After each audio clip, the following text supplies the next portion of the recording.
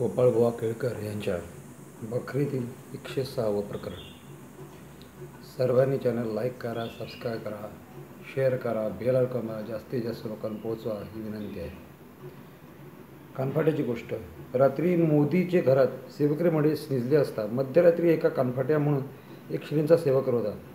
त्याने निजलेल्या बळवंतरावाच्या डोक्यात दगड फोडले.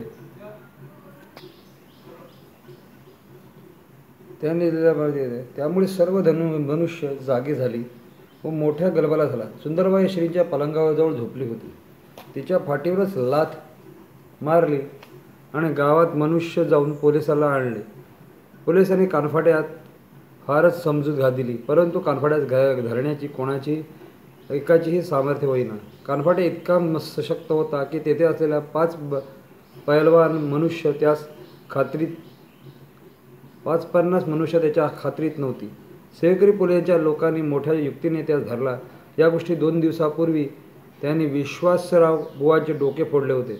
असो, कानफाट्या श्री स्वामी महाराजांची स्वारी कोठे जात असतात महाराजाकडे तोड करून उलट जात असे.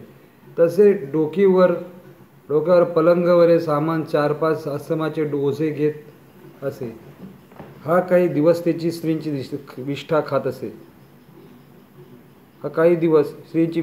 असे. यावरून त्याची स्वामीजवळ पराकाष्ठेची निष्ठा होती असे वाटते.